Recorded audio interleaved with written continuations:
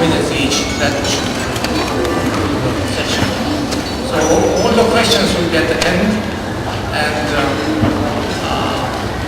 those who make a question should make sure to which speaker is directing his question. It's my great pleasure to introduce the first speaker. He has illustrious career and a long record of publication. Because of time, I cannot do the whole thing, but it's in the printed material, and I'll just highlight a few things. He received his degrees from Columbia University in education, and he's a professor of human resource development and adult education at the University of Minnesota. And he published more than 200 journal articles and 22 textbooks. He was the co-editor of Practicing Organization Development, bestseller in the US for some time, and also of Organizational Development Principles, Process and Performance, just published this year. Professor Gary McLean will make his presentation on core competencies, supporting business success through the application of HRD in talent pool development. So may I present Professor McLean? I also understand that you're going to get a copy of the full papers after the conference. I was not clear that I only had 15 minutes to speak, so I have much longer than that to share with you. So I will have to go through these slides and just pick out a few things as we go. I'm actually going to skip through my agenda here. Core competencies have probably been with us in the business community since the beginning of competition. And that's a long, long time ago. However, the concepts of core competencies were really developed in 1990 in an article that was published at that time and was followed up with a book shortly afterwards. And in that article, the authors suggested that there were three identifying characteristics of a core competency. The first is that it needs to provide potential access to a wide variety of markets. Second, it needs to make a significant contribution to customer benefits. And then finally, it should be difficult for competitors to imitate. One of the companies in which I am involved is called Human Resource Connections. And while we have a number of services, our primary service is to offer small group experiences for people in human resources. So on a monthly basis, we hold meetings where people who are in benefits come together to talk about their issues. People who are in selection and recruitment, people who are at the vice president level for human resources, and so on. We actually have 22 different groups that meet monthly. We've been doing this for quite a long time now. Just recently, a major competitor came into the Minnesota marketplace and tried to set up the same kind of service.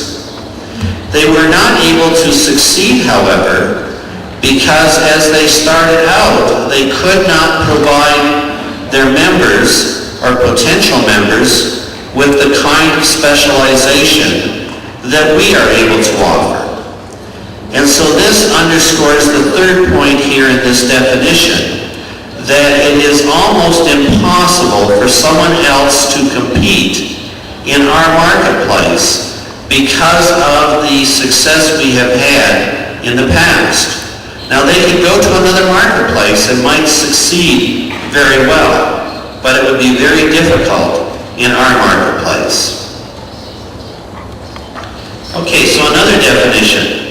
A core competency can take various forms, including technical subject matter know-how, a reliable process, or close relationships with customers and suppliers. And you can see that this is quite similar. So I'm going to go through these definitions and give you an examples at least of some core competencies. So the first competency that we have, and the example here is with Sega, who establishes itself by having distinctive brand propositions that focus solely on a closed, defined customer group. So the Sega Group is an example of one in which the company is able to provide potential access to a wide variety of markets. So that's Sega's example. Tesco's example.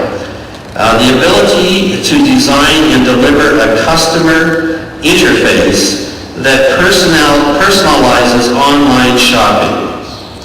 Well, I've got other examples here. We know about Dell. This is an example from the University of Calgary in Alberta, Canada, where it's trying to establish its core competencies. And all of these will be available to you in the full paper. They view themselves as having 8 different core competencies: communications, innovation, teamwork, knowledge and technical skills, personal effectiveness, university understanding, leadership, and flexibility. Now, the problem that I see as I look at all of the examples of the core competencies here, and it may apply as well to the other speakers, is that there is really nothing here that cannot be duplicated. Others can do the same thing. While the focus of this particular session is on companies, I also see countries trying to do the same thing, Korea among them, where they attempt to establish a core competency. India, for example, has tried to establish itself with core competencies in IT and call centers.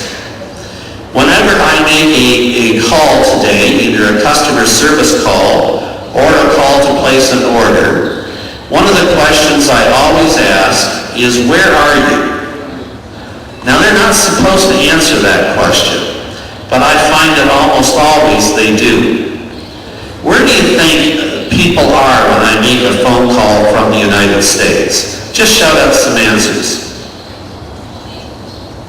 You're all bashful. India. Where else? I didn't hear it. I'm not hearing it. Someone else. Philippines.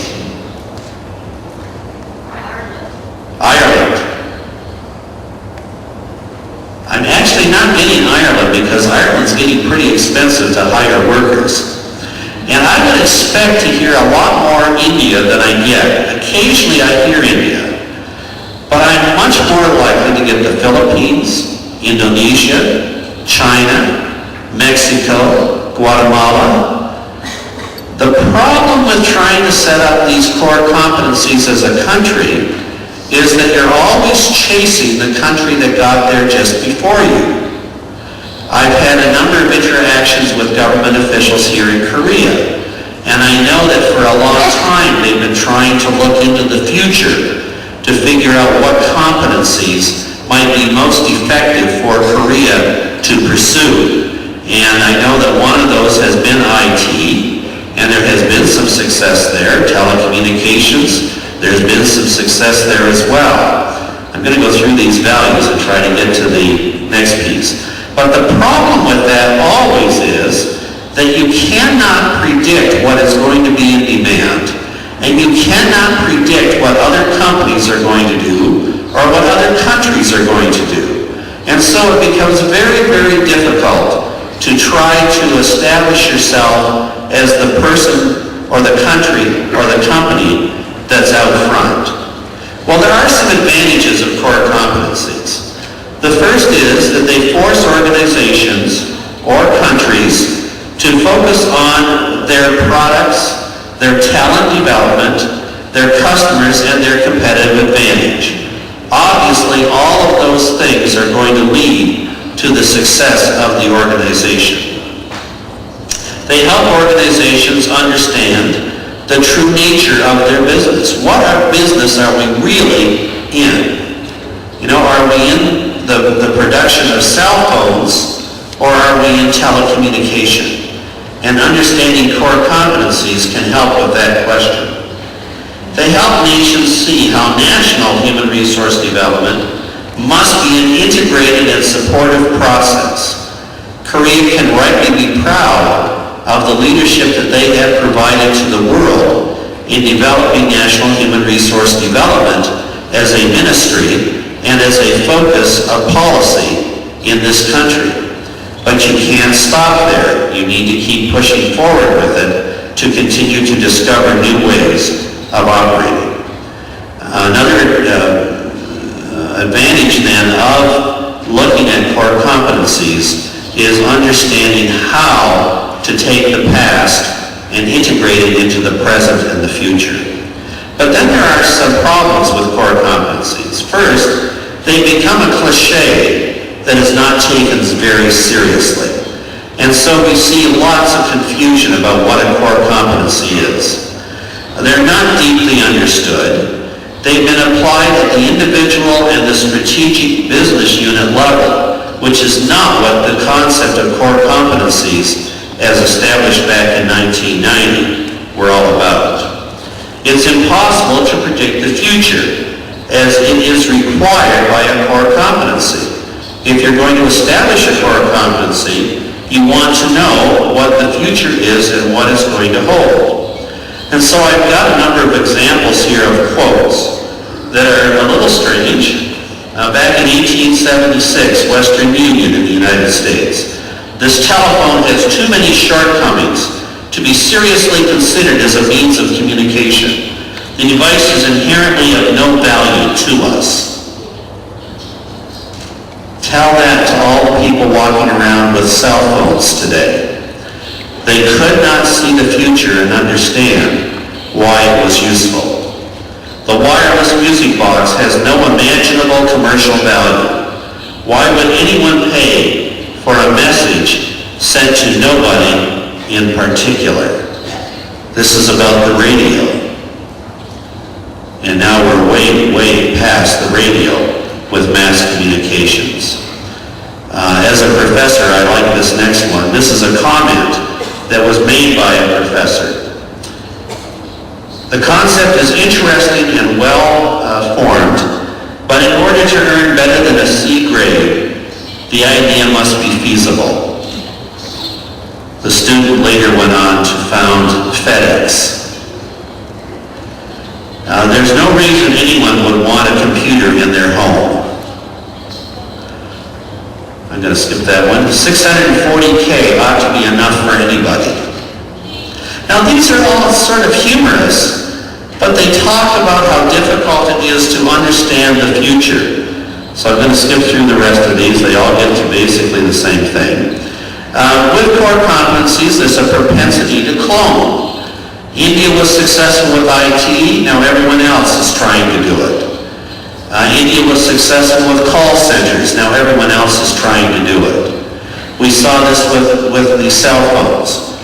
We see this in so many of the products where people come along and try to copy what others have done.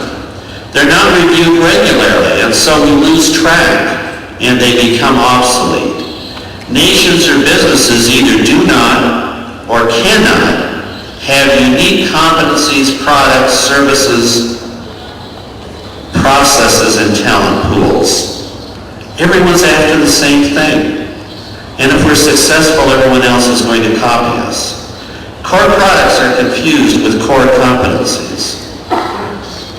Competency modeling at the individual level is not core competencies, and this is often confused by people. So how can we use use core competencies in the future. To be successful, we must change our cultures. To break the syndrome of cloning and copying, we need to encourage disagreements among individual employees. We need creativity and innovation, and we only get that when we encourage disagreements. We need to break down hierarchies. We need to have diverse employees recruited. We need to look much more broadly at where our talent pool is, and we need to fully utilize human resource development. I understand that in Asia, many of these concepts are counter to the traditional culture.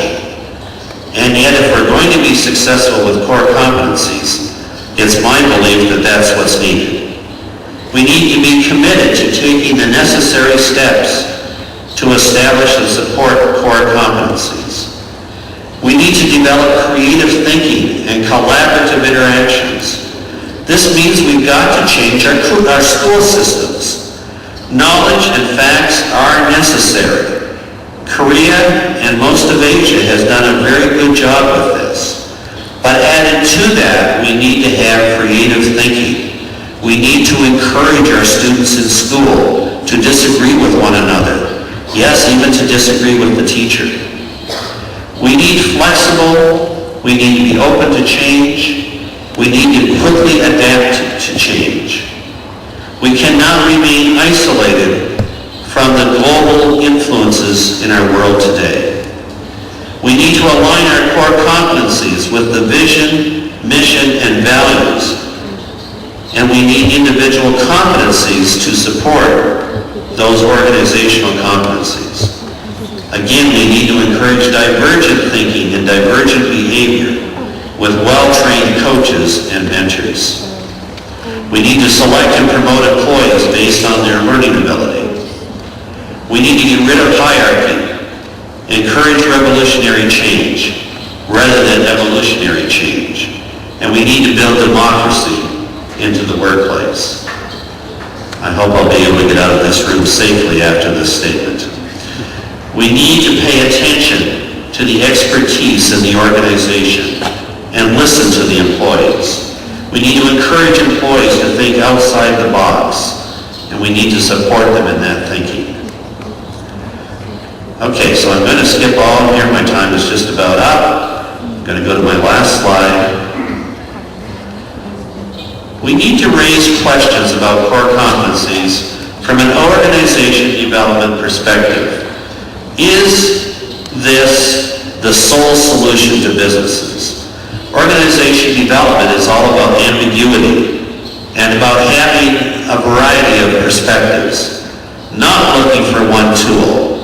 Core competencies, when used correctly, may be helpful, but they are not the sole solution to our nation or to our companies. If we could predict the future, then core competencies might work. I have yet to find someone who can predict the future. We need to underscore diversity. Others will always develop what you are doing eventually. And so you need to have not just one perspective, but multiple perspectives. As we say, don't put all of your eggs in one basket. Consider the broad range of organization development approaches. And in that way, not just looking at core competencies, you can benefit your company and your country. Thank you. First, to thank the current government for the excellent hospitality, kind friendship given to all the people invited to this formidable forum. I'm French. Nobody's perfect, really, but happily I'm representing Asian University, People's University, which I've been working for the last 7 years. The subject of this panel is core competencies in terms of talent selection and training. I would like to, because it's a very broad subject, specialize it or centralize it into in terms of leadership management for the case of China, and approach it in different stages through first explaining the corporate governance changes in China, explaining this organization called the State Asset Supervision Administration Commission, and then go on explaining some of the system of talent selection at Chinese Communist Party level, as well as the State Council.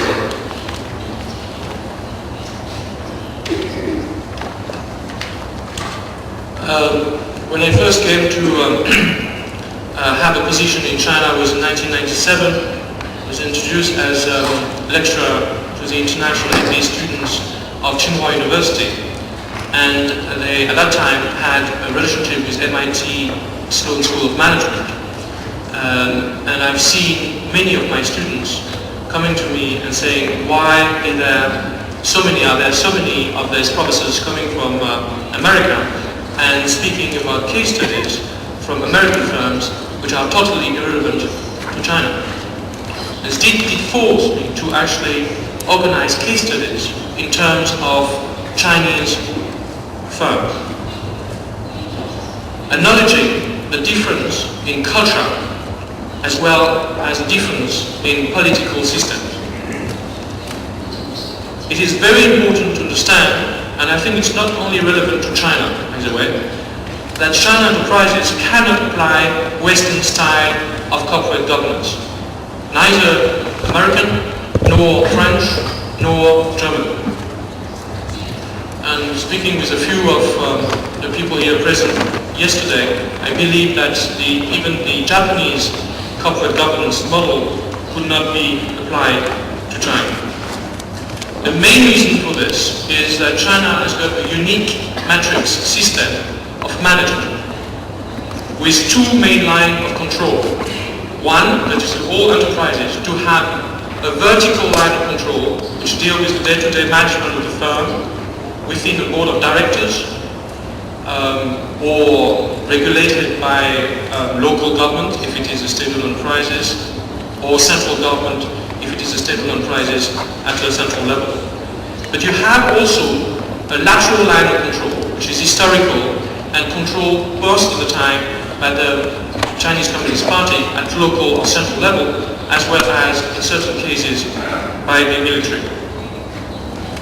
It's very important to understand this lateral line of control as being influential in terms of people's management, that is, who will be the leadership of the firm, as well as merger acquisition, as well as supervision of the budget at the end of the year. It is the reason why China has forced itself to create its own model called the China model of corporate governance, which has been reflected in the creation of this amazing organization called SASAC, State Asset Supervision Administration Commission, which is very unique, and I think is probably one of the third way or the new way in the corporate governance system. Historically, SASAC comes from another organization in China called DAGONWEI, the Large Enterprises Working Commission. It was a working committee, part of a small leading group for economy and finance within the Central Committee of the Chinese Communist Party. This Large Enterprises Working Committee has been created in 1998 by then Prime Minister Zhu Rongji, who put Wu Gongguo, who used to be at the time Deputy Prime Minister, who is now number 2 of the Standing Committee of the Chinese Communist Party Central Committee, which reflect the importance given to this organization. The organization is effectively giving the model. At that time it was about 250 of the largest state-owned enterprises was supervised by the Large Enterprises Working Committee. Now we have 166 after having quite a lot of mergers and acquisition.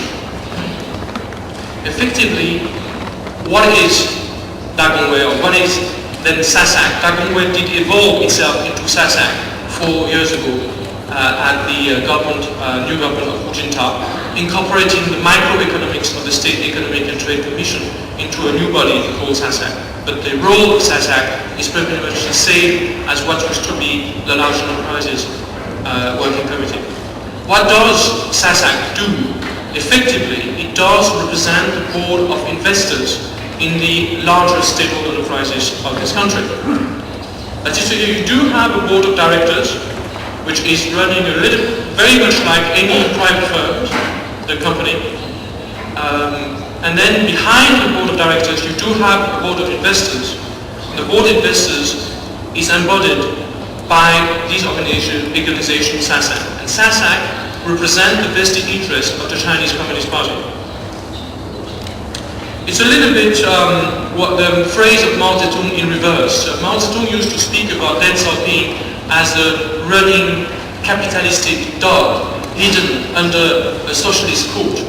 But we have very much here with SASAC a running socialist dog hidden under a capitalistic coat. That is to say, you have a capitalistic framework for corporate governance serving the vested interest of communism. It's quite important to understand actually this overall framework, because this can be reproduced in many other realms of the Chinese current political systems.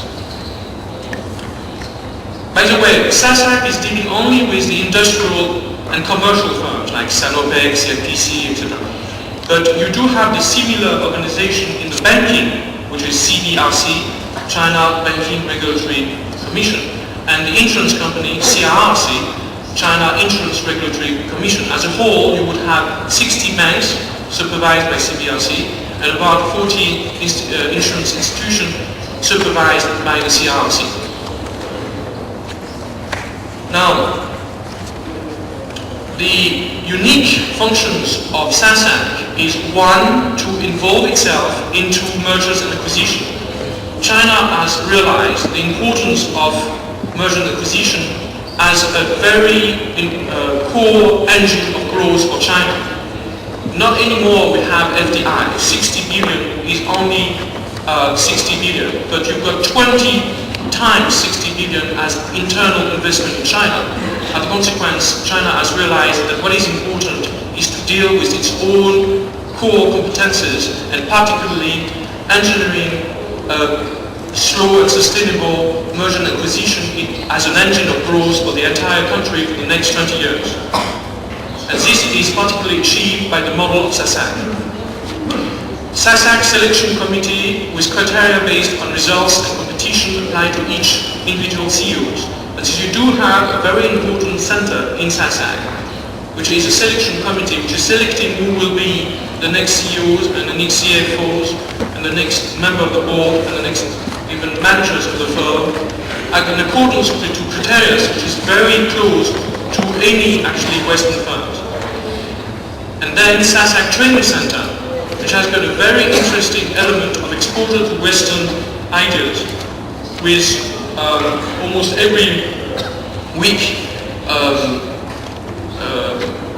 about 30 CEOs or 30 CFOs, 30 member of the board of directors of these large SOEs going to France, going to England, America, Australia, and knowing how the Western world is working in terms of management, and particularly in terms of human resource management.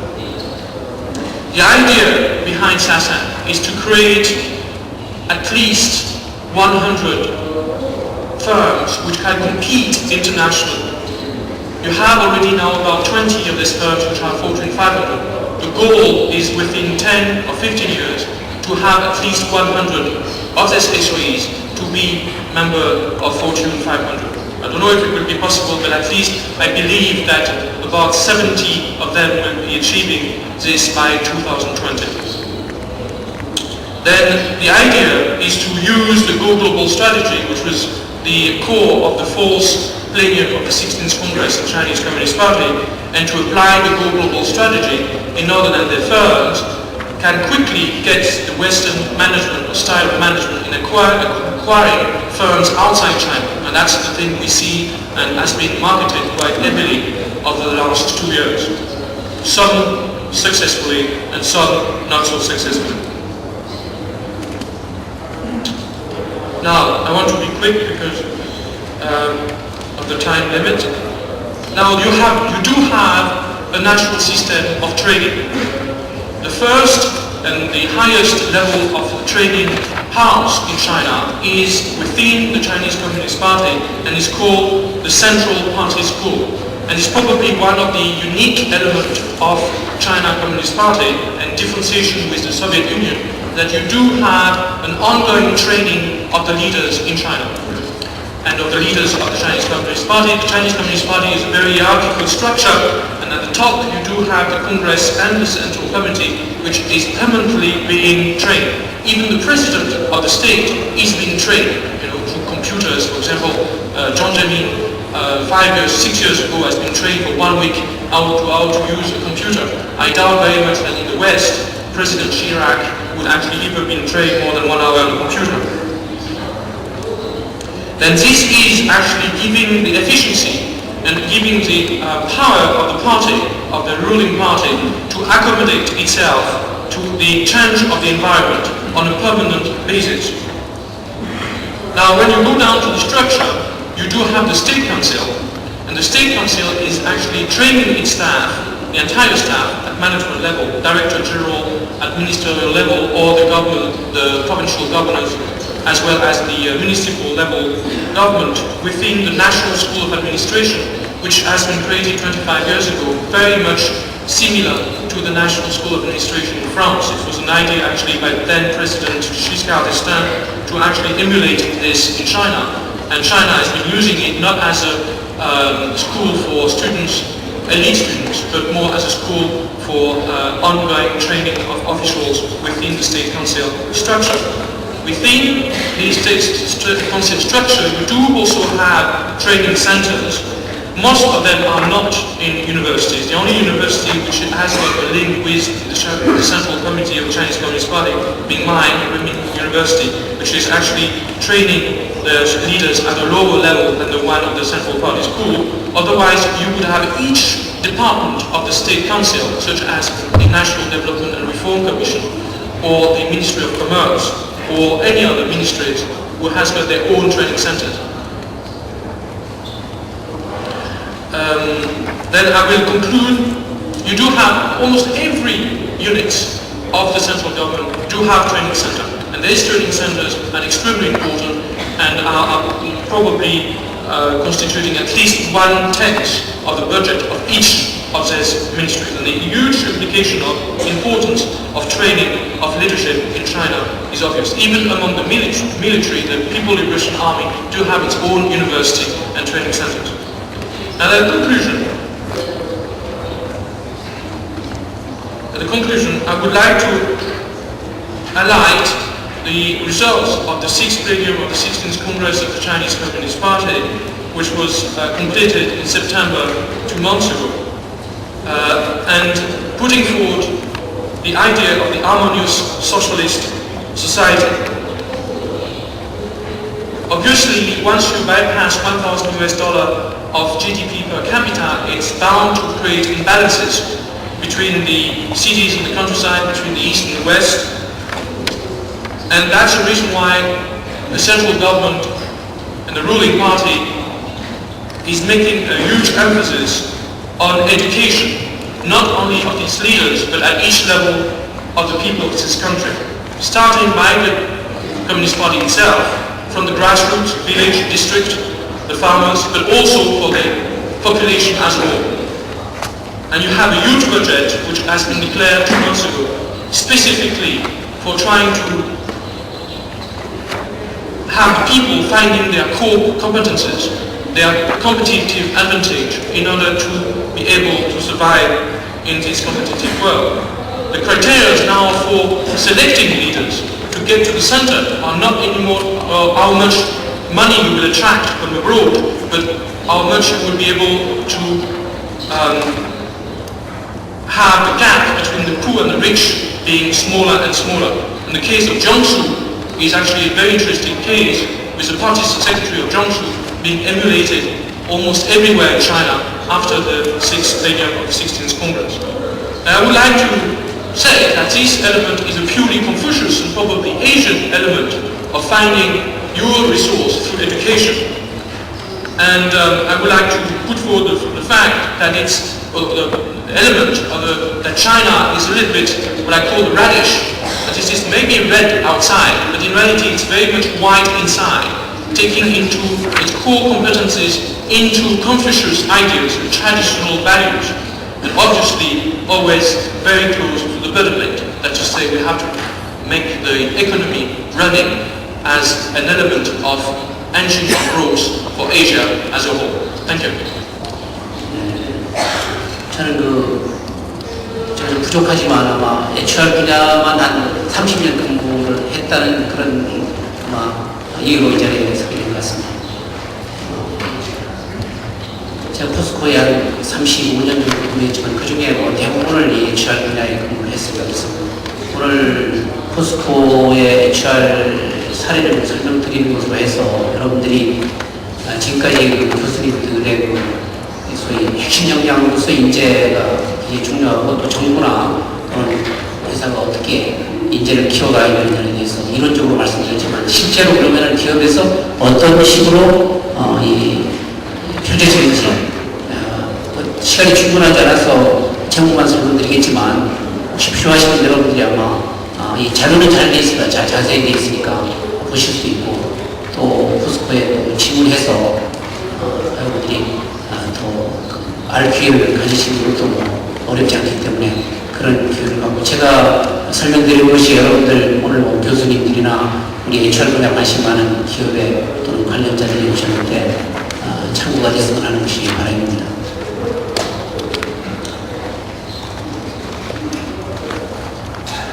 네, 오늘 잠깐 제가 설명드린 것은 저희 철강산업이기 때문에 철강산업의 어떤 그런 현황과 그리고 사실 기업이 말입니다. 조금 전에 교수님도 설명했지만 기업이 핵심 인재라는 것을 결국 확보하는 것 또는 핵심 역량으로서의 핵심 인재 또는 어떻게 보면 기업이 창의적인 인재하고 미래 글로벌이라는 개념에서 본다면 그런 면에서의 어떤 우수한 인재 이런 인재를 어떻게 확보하고 또 기업 문화를 어떻게 해나가느냐 이게 굉장히 관점이에요. 사실은 아무리 우수한 인재가 있더라도 기업 문화가 제대로 안 돼 있으면은 사실 발휘할 수가 없어요. 역량을 발휘할 수가 없습니다. 이런 측면에서 우리 포스코가 노력하는 것들을 또 포스코가 지금 글로벌 기업으로 지금 이제 발돋움하고 있어요. 실은 글로벌 기업의 의미가 여러 가지 있지만 이 세계 철강 산업이 급격하게 글로벌로 가기 때문에 포스코도 그런 걸 가지 않으면 안 되는 그런 시점에 있다 이렇게 돼서 아마 좀 좋은 주제가 될 것 같습니다.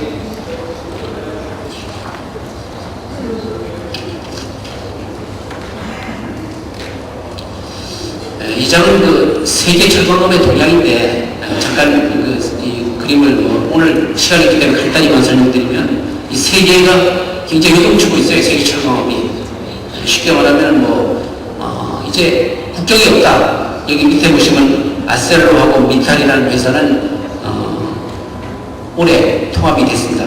드디어 포스코에 원래는 비슷비슷한 회사인데 포스코에 3.5배나 되는 큰 회사를 만들었고 또 중국이 갑자기 아주 많은 생산을 늘려와서 지금은 거의 지난해 기준으로 3억 5천만 톤 정도 세계에 약 3분째를 생산하는 나라가 돼요.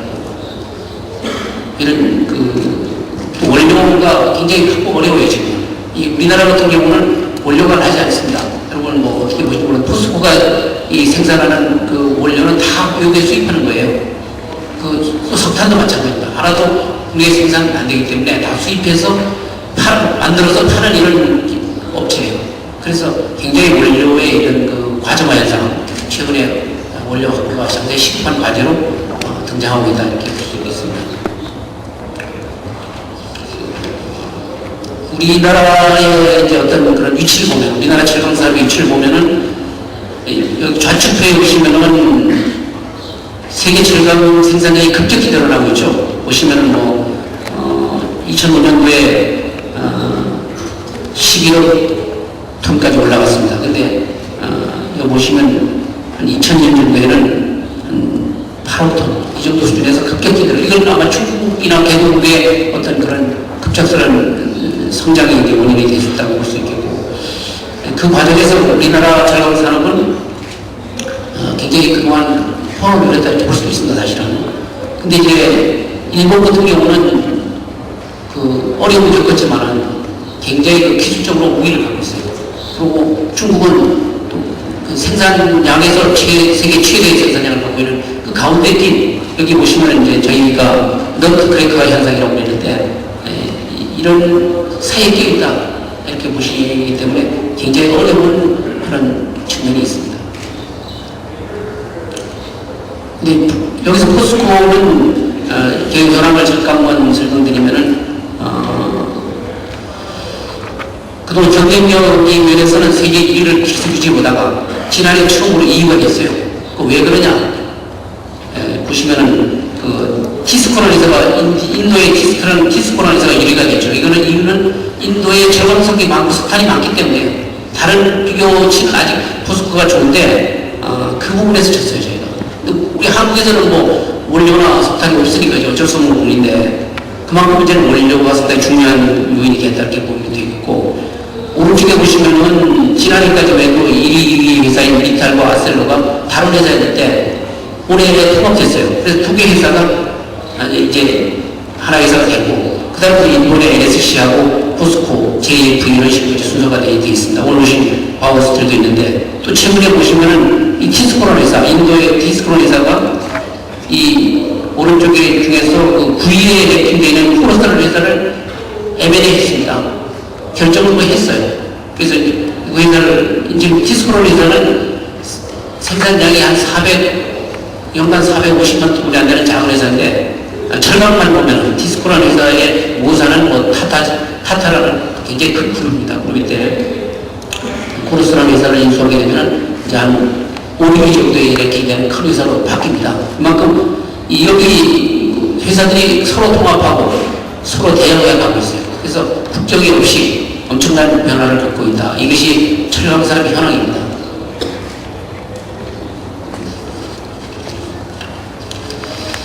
그래서 포스코가 겪는 어떤 그런 문제를 타개하기 위해서 보시면 과제를 한 5개 정도 추천하고 있는데, 글로벌 성장하겠다는 것이죠. 거기서 포스코도 적어도 덩치를 키워서 한 5, 6천만 톤 제조를 능력을 반드시 만들어야 되겠다는 게 저희 회사의 목표예요. 그래서 지금 현재 인도의 시초소를 이제 소위 하려고 그러죠. 발표했고, 중국이나 베트남이나 멕시코나 전 세계에서 포스코가 제품을 생산하기 위해서 소위 합작하거나 우리 단독으로 투자하는 그런 계획을 나가고 있고, 또 그리고 그 과정에서 조금 전에 제가 말씀드린 중국과 일본의 그 사이에서 저희가 살아남기 위해서는 기술력으로서 어떻든 세계 정상에 서야 된다는 것, 이것이 또 저희 하나의 목표고, 그리고 이제 기업으로서 어떤 지속성장, 이거는 포스코가는 어떤 목표가 이렇게 본다면 그 밑에 4, 5번, 이게 이제 저희가 가진 핵심 역량의 어떤 범위인데, 하나는 혁신적이고 어떤 그런 소위 창의적인 문화, 이런 문화를 형성하는 거, 소위 혁신적인 문화를 형성하는 게 하나의 과제고, 또 하나가 이제 소위 핵심 인재를 어떻게 확보하고 육성하고 소위 유지하느냐, 이것이 하나이다. 이 두 가지가 되지 않는다면 우리가 목표가 이루어지기 어렵기 때문에 이것이 하나의 회사의 목표다 이렇게 볼 수 있겠습니다. 그리고 실제로 저희가 상당한 부분 가지고 있는 부분이 상당히 있어요. 현재까지 많이 노력해왔고, 그런 부분에 대해서 설명을 드리겠습니다. 저희들이 소위 1999년부터 현재까지 이제 한 3단계 정도 추진해왔는데, 처음에 PI라는 거는 우리 회사의 어떤 그런 혁신의 시스템을 만들었다 이렇게 보시면 되겠습니다. 포스피아라는 컴퓨터 시스템을 통해서 만들었다. 그다음에 17분만은 하나의 문화를 만들기 위해서 프로세스를 소위 글로벌화된 어떤 어떤 일하는 방법으로 프로세스를 고친다. 이것이 이제 하나의 식식마를 도입했던 또 추진하고 있는 목표고, 최근에 올해부터 이제 앞으로 추진하고 있는 것이 포스코형 식식마다. 이걸 이제 선진국을 배웠지만 우리 나름대로 우리의 문화와 우리의 방법으로 소위 글로벌 기업으로 우리의 문화를 만들겠다. 고유 문화를 만들겠다. 그것이 소위 포스코형 식식마의 어떤 그런 추진 3단계 전략이다 이렇게 보시면 되겠습니다. PI를 제가 자세히 설명 못 드리기 때문에 여기서 간단히만 말하면 여러 가지 시스템을 소위 고객 중심으로 프로세스를 이제 표준화했다. 이렇게 말씀드릴 수 있겠고, 이것은 완성했습니다. 그래서 여러 가지 측면에서 이제 효과를 내고 있는 부분이고, 이 식식마는 여러 기업에서 하기 때문에 제가 언급 안 하겠는데, 이것을 우리 회사에 이제 도입해가지고 상당히 효과도 봤습니다. 보시면은 과제도 많이 했고, 재정적 효과도 많이 얻었고, 또 인력 양성도 많이 했어요. 예를 들면 MBB를 120명, BB를 490명, GB도 4,700명. 그래서 거의 우리 회사 직원의 약 3분의 1이 이것을 자격을 딸 정도로 하는 성과가 있었습니다. 그러나 이런 성과가 꼭 기업 문화가 되는 건 아니에요. 그래서 저희들이 이번에 포스코형 식식마를 통해서 문화 정착시키겠다는 것이 제일 목표고, 그렇게 하려면 여기 보시면은 비전을, 그러니까 소위 심플, 투게더, 그러니까 모든 사람이 참여할 수 있는 그런 시스템으로 해나가겠다 하는 것이 포스코형 식식마의 목표예요.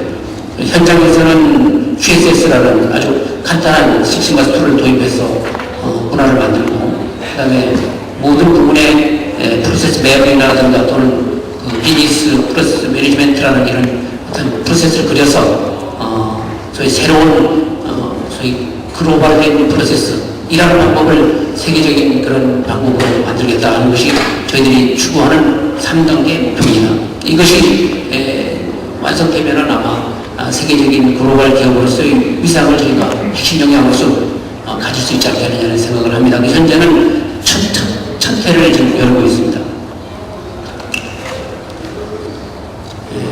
저희들이 추구하는 탑 탤런트, 핵심 인재의 어떤 목표, 그거는 되게 어느 기업이나 좀 비슷하니까 저희 이 설명을 하지 않겠습니다. 하는 방법이 뭐냐? 세 단계 정도의 개념으로 보자면, 제일 첫 번째 단계가 확보하는 단계죠. 사실 제가 조금 전에 맥밀런 교수께서 미국에서 오셨다는데, 저도 사실 어제까지는 샌프란시스코에 있었습니다.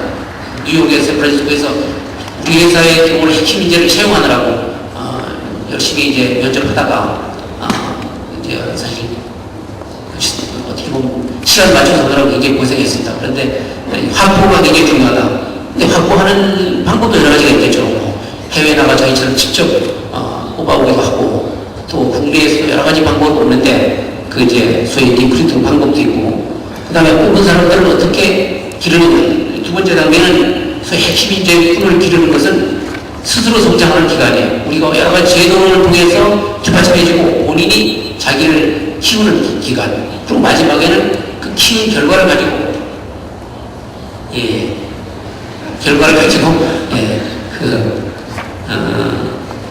소위 말해서 이제 회사가 핵심 인재를 따로 선정해가지고 이제 관리하는 거죠. 그것이 이제 세 번째 단계라고 할 수 있습니다. 이 2차선은 이제 핵심 인재를 총 구조적 면접으로 뽑는 방법입니다. 여기서 굉장히 생각하겠습니다. 이 단계는 이제 소위 잠재적 인재를 뽑는 단계인데, 육성하는 단계, 여기에서 여러 가지 공모나 사례 공모라든가 또는 회사가 지원하는 제도나 교육을 스스로 할 수 있는 그런 여러 가지 시스템을 갖고 있습니다. 현장에서도 마찬가지로 여러 가지 우리 퇴직 후에까지 고려하는 그런 소위 교육 시스템을 갖고 있습니다. 이것은 이제 소위 핵심 인재군을 어떻게 관리하느냐. 그러니까 일정 수준 되면 이제 저희들이 HR 세션을 통해서 HR 소위 전문직과 리더들을 뽑습니다. 탤런트들을 이제 수정하는 그런 이제 단계 내용도 제가 여기서 설명을 드리기 좀 어렵겠습니다. HR 어떻게 뽑느냐는 건 여기 HR 세션을 통해서 인사부서와 하는 부서가 모여서 이렇게 개개인별로 세션을 통해서 선정해 나가고 있습니다. 결국 저희 탑 탤런트를 계속 육성해 나가는 것은 소위 대기 경력관을 통해서 한 70%, 그리고 코칭이나 모델링을 통해서 한 20%, 교육을 통해서 한 10% 정도의 양성을 하는 개념이 되겠습니다. 그 다음에 이제 친구 적용 뭐라든가 이런 것에 대해서는 제가 차트만 보여드리고요. 여러 가지 교육을 통해서 탑 탤런트를 뽑히면 회사가 주도적으로 경력도 관리해주고 이제 유학이라든가 또는 본인이 필요로 하는 경력을 채워주는 거죠. 그렇게 해서 결국은 하는 거고, 또 하나 제도가 이제 소위 전문직 제도, 이 분야도 저희들이 별도로 관리를 해줍니다.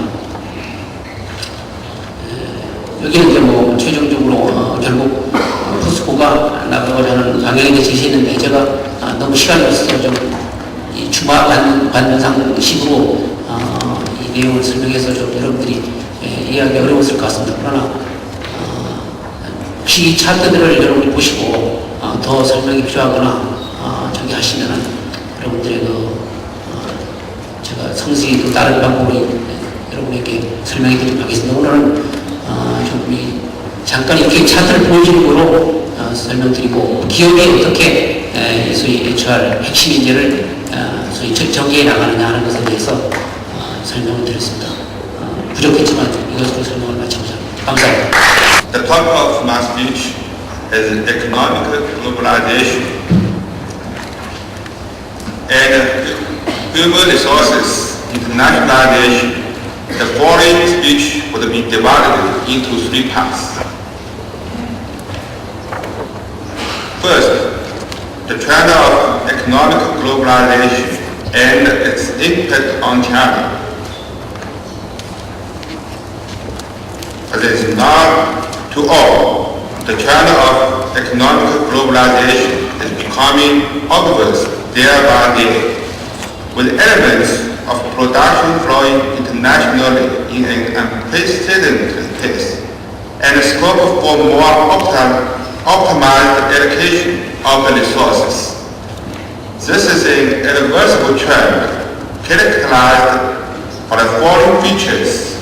First, the scope of free trade is rapidly expanding. Since WTO was put on board, free trade have been extended from traditional commodity goods to service sectors like technology, finance, etc. Second, externalization of investment is becoming evident day by day. Developed nations are the main body of international direct investment, while direct investment by developing nations is also growing steadily. Third, the development of regional bloc is speeding up. As statistics show, there are 35 regional economic blocs involving 146 nations and regions. Fourth, production networking system is emerging. Multinational corporations are becoming more dependent on the production model of the water factory national workshop. Fifth, the scale of transnational and the cross-regional movement of talents is expanding. And the tide of global sharing of HR becomes more overwhelming. With the intro of WTO, the impact of economic globalization on China is becoming more obvious. According to the estimation by the Ministry of Commerce in China, by the end of 2005, investors from more than 119 countries and regions had set up more than 530,000 enterprises in China, and the paid in investment amounted to $600 billion. 450 out of total 500 transnational corporations have invested in China. At the same time of capital inflows, China has been expanding its investment overseas. After more than 20 years opening up and reform, China has become one of the most dynamic economic bodies in the world, with an annual GDP growth rate of above 9%. Second, HR in China and the sharing of global talents. Talents solidify nations and promote growth. The rapid growth of the economy is unavoidably accompanied by larger demand of HR. So human resources have become the most important strategic resource and decisive effect for nations' overall competitiveness. It is estimated by the 2005 China Human Resources Report that by the year 2010, the total demand for specialist technical personnel will amount to 60 million, while the total stock will be only 14 million. There's an apparent shortage of supply. Since ancient times, Chinese statesmen and first philosophers have paid much attention to the issue of talents.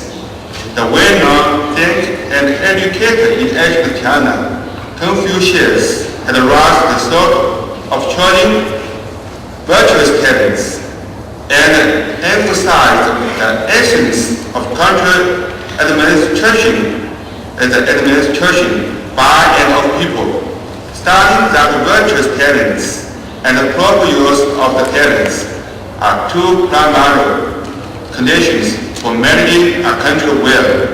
The famous Chinese history from the Han Dynasty, Sima Qian, believed that only those who set up a moral example for people, who make a contribution to the nation, and who live words for a cause are the most important contributor to the society and will be remembered by the later generations. The Chinese government have given the work of human resources the top priority. Since the 1990s, the quantity and composition of talents in China has undergone cardinal changes, with the number of talents growing steadily and the quality of talents improving continuously. With the rapid rise of Chinese economy, today's China has been a great steady attracting talents from all of the globe to realize their volume. As estimated by the Foreign Specialist Bureau in China, the number of non-Chinese specialists and technicians working in China is growing steadily at an annual rate of 20% and reached 340,000 in 2005. With the acceleration of global economic integration and intensification of corporate competition, Chinese companies will help deploy strategically in HR to win the competition. I believe Chinese companies need to consider the following aspects.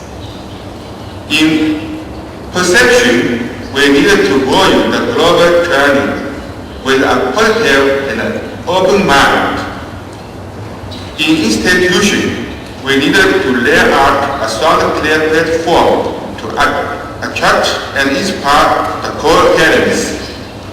In strategy, we needed to combine direct global recruitment and international cooperation for win-win situation. All in all, Chinese enterprises needed to try every possible means conducive to development of talents, especially young talents, giving them a free hand and let them make full play of their abilities and potentialities.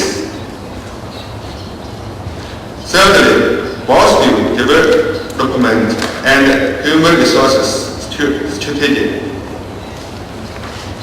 POSCO is the largest and most modernized integrated steel producer in China, with an annual production capacity of 23 million tons. POSCO has been ranked number 3 in terms of comprehensive competitiveness by WSD for 3 consecutive years. One of the most important keys to our success is that we deem HR as the strategic resource and a core element in lifting the company's competitiveness. The following 3 aspects are important for building a corporate talent pool. First, a good corporate culture. Now in POSCO, we have established accountability as the basic value, loyalty, conscientiousness, and constant learning as the corporate spirit. We try to foster a human-oriented atmosphere in the company, to construct a special career platform, and to let the staff grow with the company. Second, direct leadership for senior management. We set up a steering committee to supervise human resources management and ability cultivation. Third, an innovative HR mechanism. For years, POSCO has been exploring ways to optimize HR management mechanisms, focusing on the 4 basic elements: cultivation, attraction, utilization, and motivation, to provide a good environment and system for constant improvement of personal and professional abilities. Independent and autonomous innovation has become main theme of today's China. In POSCO's new round of development, we operate a trail of open, independent, and integrative innovation to enhance our core competence and to become a partner in steel-making technologies in the world. Innovative talents, especially leading technique talents, who are strong in R&D, who can pace with the latest development in the specific areas, who can lead the trend of technology development, are what we need most for our future development. We have made a detailed case and taken a serious measures